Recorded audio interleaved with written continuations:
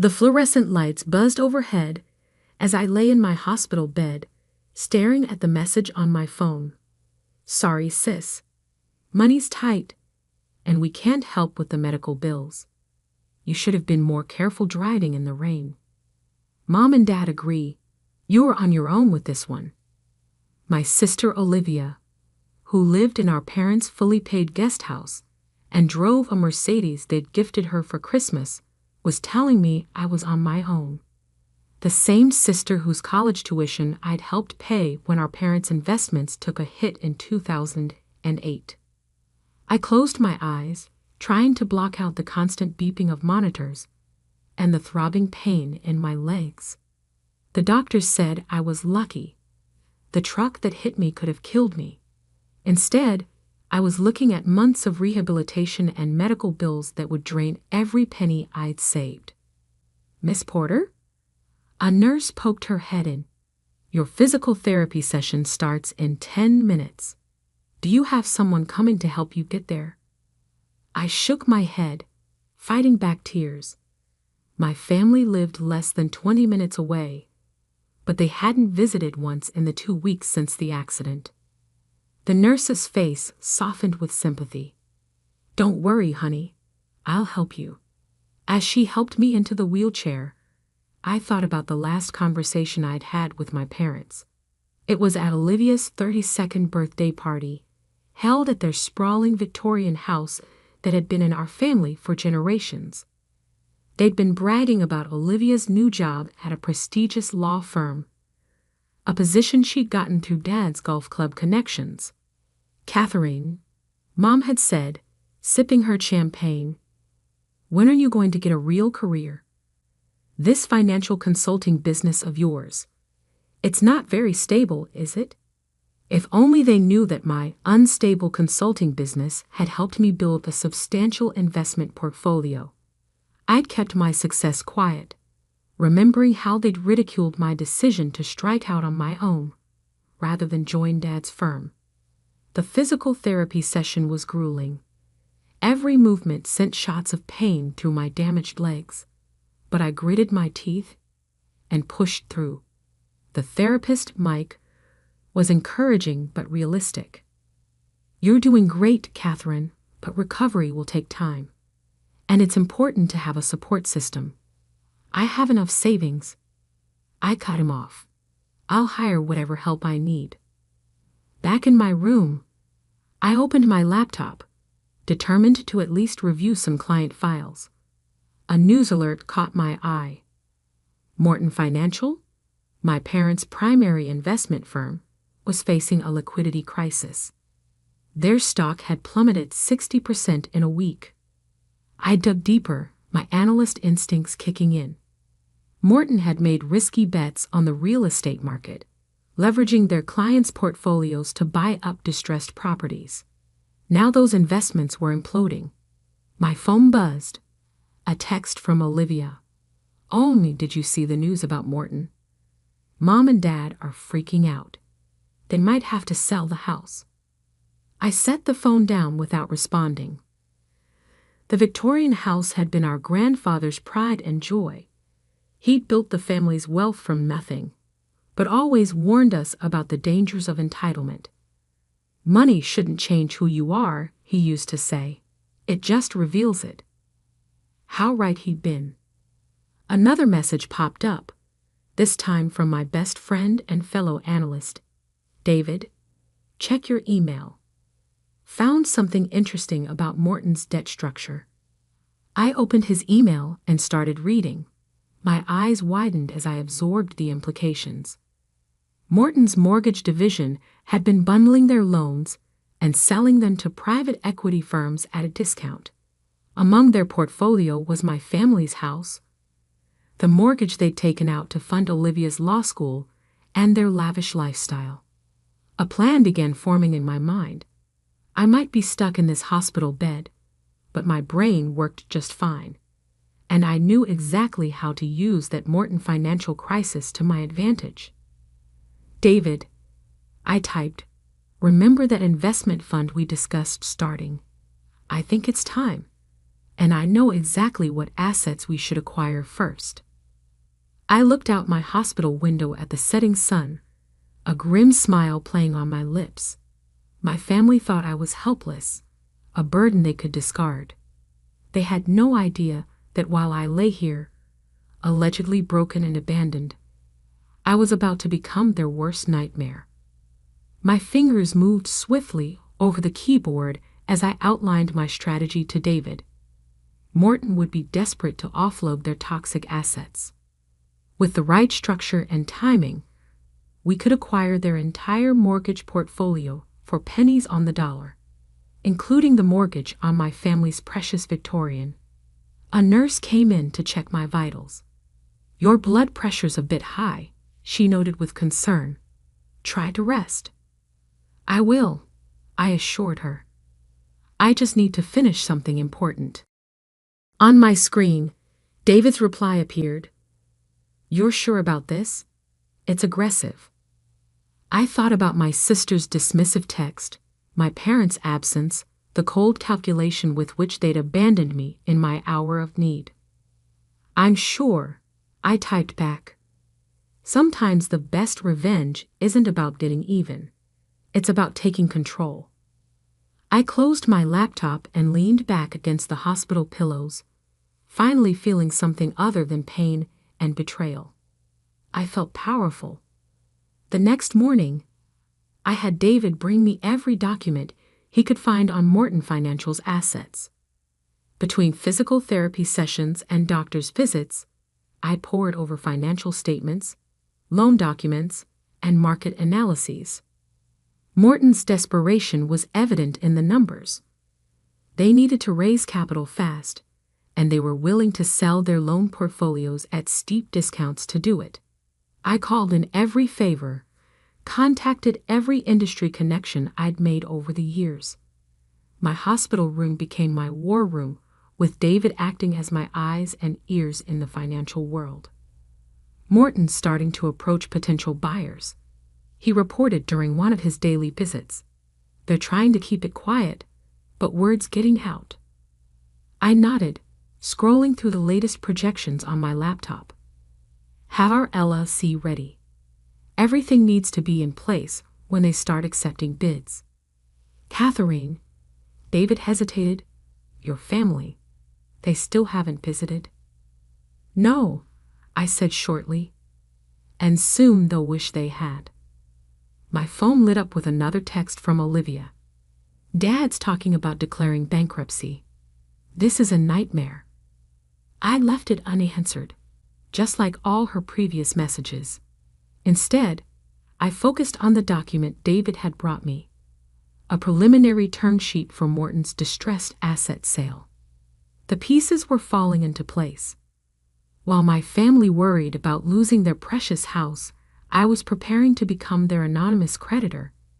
Sometimes recovery takes more than just physical healing. Sometimes it requires rebuilding yourself into someone stronger, someone who can never be abandoned or betrayed again. And as I lay in that hospital bed, surrounded by financial documents and powered by determination, I was doing exactly that. 2 months after the accident, I sat in my wheelchair in a sleek downtown office, watching as David finalized our bid for Morton Financial's distressed assets. My legs were healing, but my heart had hardened into something unbreakable. "Phoenix Capital Management," I murmured, reading the name on our newly registered investment firm's documents. Rising from the ashes, David looked up from his computer. "Final offers ready. $85 million for their entire mortgage portfolio. About 30 cents on the dollar." I nodded, remembering the conversation I'd overheard between 2 nurses last week. They'd been discussing my sister Olivia's appearance on local news, speaking as a concerned citizen about Morton Financial's collapse. She'd been wearing the diamond necklace our parents gave her for passing the bar exam. The same week they told me they couldn't help with my student loans. "Send it," I said. While we waited for Morton's response, I focused on my recovery. Physical therapy was still excruciating, but I channeled every stab of pain into determination. The doctors were amazed by my progress. "Whatever's driving you, Mike," my therapist said during one particularly tough session, "it's working." If he only knew. The call from Morton came on a rainy Tuesday afternoon. They accepted our bid with minimal negotiation. Desperation had made them eager. Within hours, Phoenix Capital Management became the proud owner of over 500 mortgages, including the one on my family's Victorian. I celebrated that night with a painkiller and a spreadsheet, meticulously reviewing each loan in our newly acquired portfolio. Most would be restructured or sold off, but some would receive special attention. The next morning, my phone exploded with messages. Morton had announced the sale of their mortgage division to an anonymous investment firm. My family was panicking. "Mom, they sold our mortgage. What if the new company raises our rates? Olivia, Dad's meeting with bankruptcy lawyers tomorrow. This is insane. Dad, Catherine, I know we haven't been there for you, but I need your financial expertise. Call me." I deleted them all without responding. David stopped by later with takeout and updates. "The transfer's complete. You now officially own your family's debt." I took a bite of lo mein, savoring both the taste and the moment. Had our management company send out the standard notification letters. And David, make sure my family's includes the new, adjusted terms. "You're really going to do it? They made their choice when they abandoned me," I said, my voice steady. "Now it's my turn to make mine." The next week, as I graduated from wheelchair to walker, my family received their letter from Phoenix Capital Management. Their mortgage rate was being adjusted to the maximum legally allowable amount, effectively doubling their monthly payment. The explosion was immediate. "Catherine," Olivia burst into my hospital room unannounced, waving the letter. "You have to help us figure this out. Mom's having anxiety attacks. Dad can't sleep." I looked at her designer purse, her perfect manicure, her face flushed with self-righteous concern. "I thought I wasn't your problem." She flinched. "That's not fair. We were dealing with our own crisis." While I was dealing with paralysis, I cut in. "Alone. We're family," she protested. "Are we? Because family doesn't abandon each other in hospitals. Family doesn't ignore calls for help. Family shows up." Tears welled in her eyes. "What happened to you? You change." I smiled coldly. "No, I just stopped accepting less than I deserve." After she left, I had David send another letter to my parents. This one detailed Phoenix's new policy on late payments. There would be no grace period, no exceptions. That evening, my father called. "Catherine, please. We need your help understanding these financial terms. Maybe you could talk to the new company, explain our situation, like you explained my situation to them when I needed help." Silence. Then, "We made a mistake. We see that now." "No," I said quietly. "You're only seeing your own desperation. There's a difference." I hung up and opened my laptop, reviewing Phoenix's latest acquisitions. We'd expanded beyond Morton's portfolio, snapping up distressed debt across the city. Every deal made us stronger, more influential.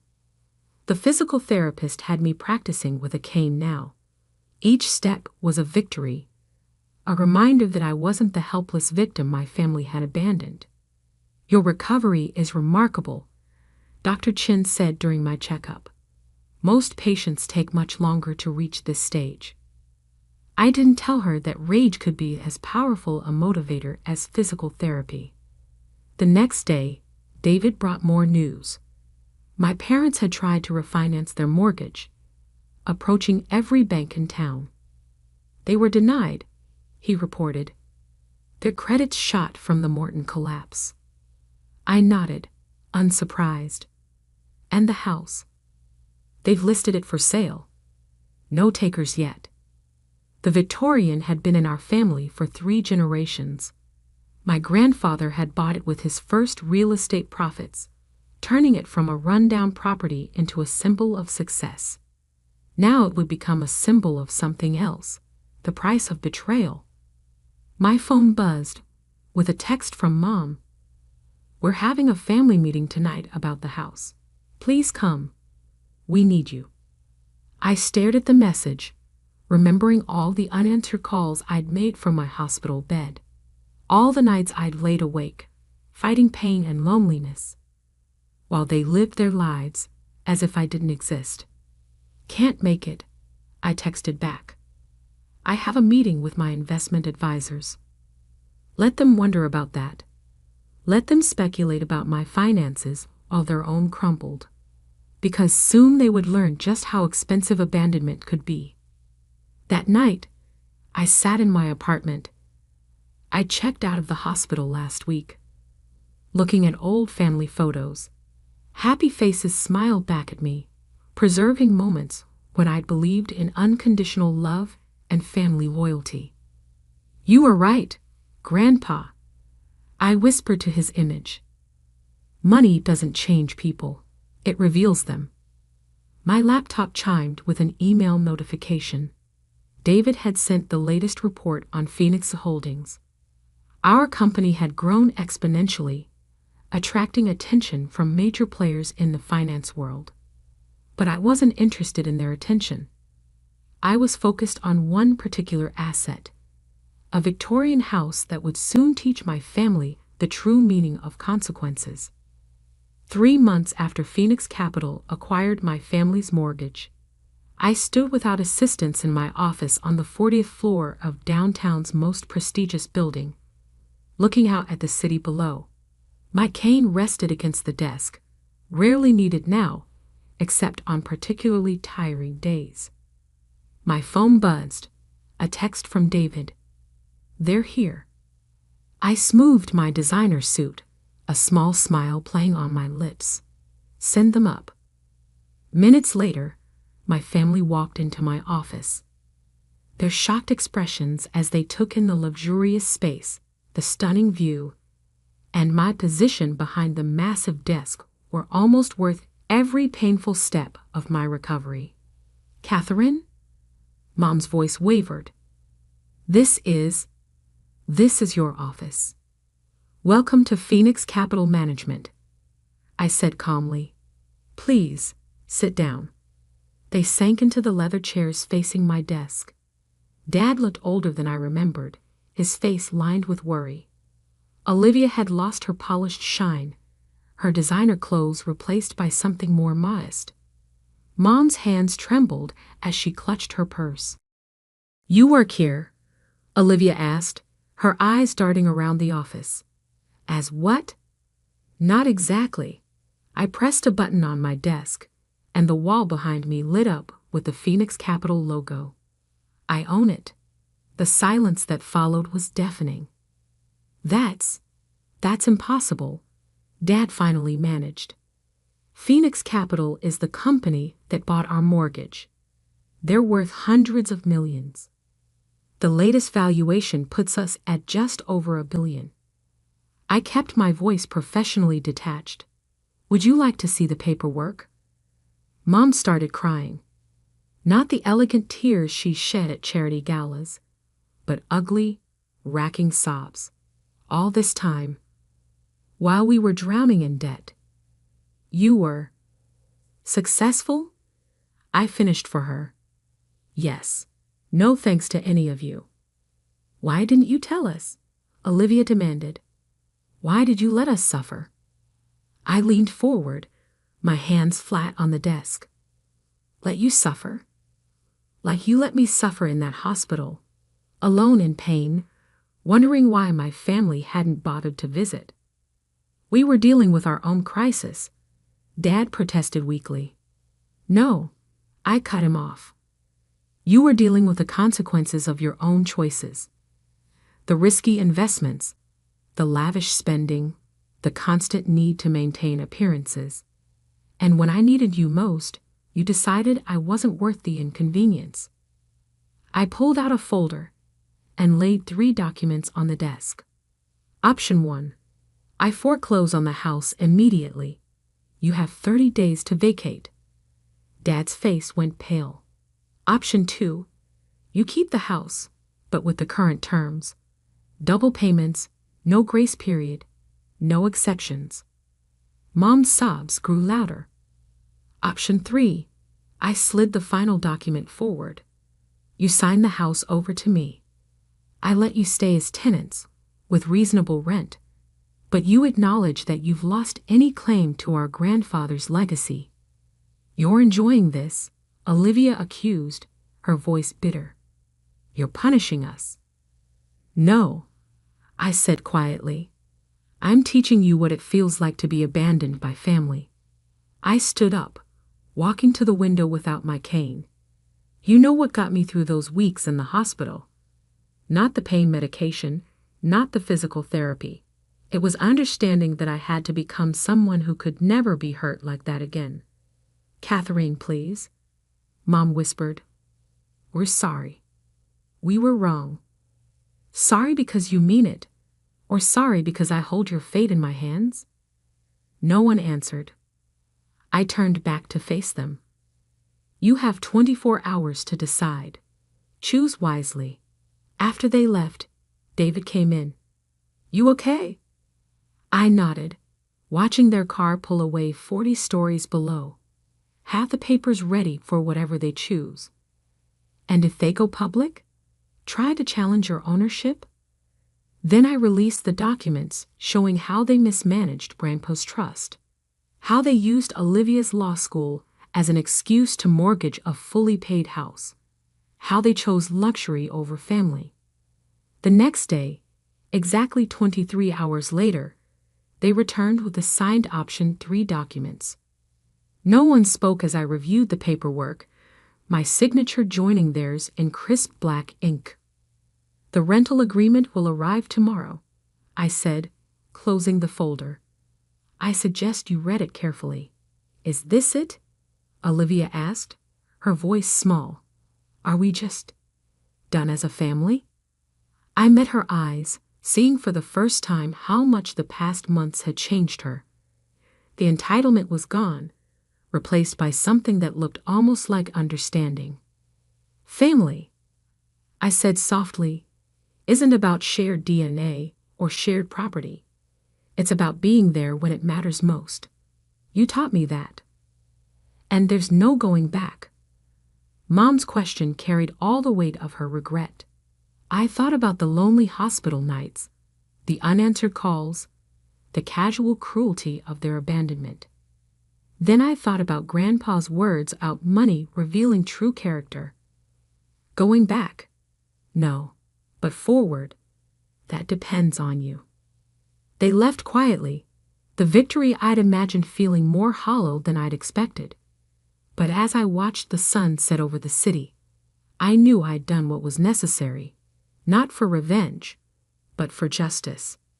Not to hurt them, but to teach them. Money hadn't changed me. It had revealed me. Revealed a strength I never knew I had. 1 year later, I stood in front of the Victorian, its restored grandeur a testament to the renovations I'd overseen. My family still lived there, paying their rent on time, learning slowly what it meant to live within their means. Olivia had quit her prestigious law firm to work at a nonprofit. Mom had started volunteering at the hospital where I'd recovered. Dad had finally retired, spending his days restoring classic cars instead of chasing status. They weren't perfect. Our relationship wasn't healed. But they were changing, and maybe that was enough. Miss Porter? My assistant's voice came through my phone. Your 3 o'clock is waiting. The investors are very interested in Phoenix expansion plans. On my way, I replied, taking one last look at the house. I didn't need the cane anymore. My legs had healed stronger than before, and so had I. As I drove away, I thought about how life's worst moments can become our greatest teachers. My family had abandoned me, but in doing so, they'd forced me to become unbreakable. Sometimes the best revenge isn't about getting even. It's about becoming someone who can never be broken again. And I had succeeded at both.